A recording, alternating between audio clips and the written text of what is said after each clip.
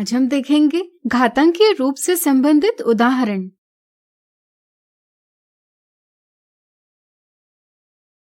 रिया, अमित और निशा 256 को घातांकीय रूप यानी एक्सपोनेंशियल फॉर्म में व्यक्त कर रहे थे। रिया ने इसे 16 की घात 2 से, अमित ने 4 की घात 4 से और निशा ने 2 की घात 8 से व्यक्त किया। तो तीनों में 256 का सही घातांकीय रूप किसने प्राप्त किया? यहाँ हमें 256 को घातांकीय रूप में व्यक्त करना है। क्या आप बता सकते हैं इसे हम घातांकीय रूप में कैसे व्यक्त करेंगे? सोचिए।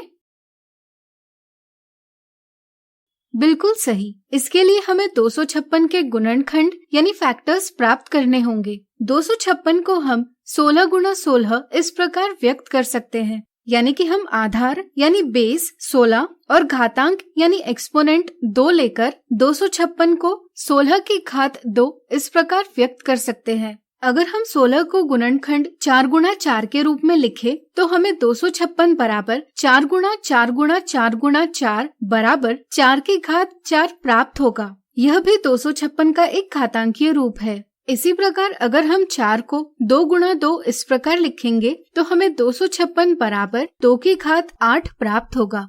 यह भी 256 का एक घातांकीय रूप है, यानी कि हम 256 को घातांकीय रूप में 16 की घात 2, 4 की घात 4 या 2 की घात 8 इनमें से किसी भी प्रकार व्यक्त कर सकते हैं।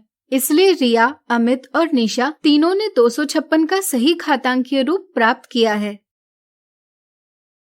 अगला उदाहरण, ज्ञात कीजिए ऋण 2 की घात 5 और ऋण 5 की घात 2 में से कौन सी संख्या बड़ी है?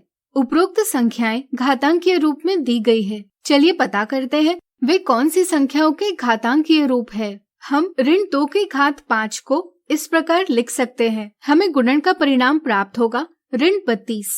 इसी को एक और विधि से भी हल कर सकते हैं। यहाँ हम देखते हैं कि आधार ऋणात्मक संख्या यानी निगेटिव नंबर है और घातांक विषम संख्या यानी ऑड नंबर। तो बताइए ऐसी स्थिति में परिणाम धनात्मक यानी पॉजिटिव होगा या ऋणात्मक? सोचिए। बिल्कुल सही, परिणाम ऋणात्मक होगा। परिणाम प्राप्त करने के लिए हम 2 को 5 बार गुणा करेंगे। ऐसा करने पर हमें ऋण 2 की घात 5 बराबर ऋण 32 प्राप्त होगा। इसी तरह से हम ऋण 5 की घात 2 बराबर ऋण 5 गुणा ऋण 5 बराबर 25 लिख सकते हैं। अब हम देखते हैं कि ऋण 32 एक ऋणात्मक है जबकि 25 धनात्मक है, और चूंकि धनात्मक संख्याएं ऋणात्मक संख्याओं से बड़ी होती है इसलिए 25 ऋण 32 से बड़ी संख्या है, यानी कि ऋण 5 की घात 2 ऋण 2 की घात 5 से बड़ी है।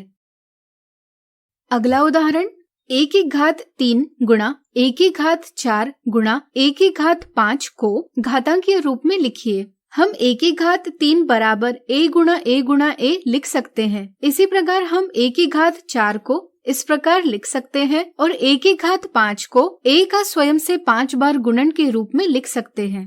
a की घात 3 गुणा a की घात 4 गुणा a की घात 5 बराबर इस प्रकार है।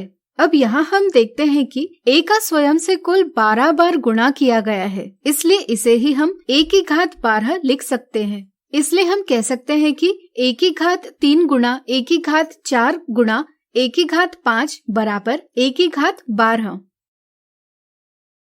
आज हमने देखे घातांकीय रूप से संबंधित उदाहरण। अगले वीडियो में हम देखेंगे इससे जुड़ी कुछ मिथ्या धारणाएं और साधारण गलतियां।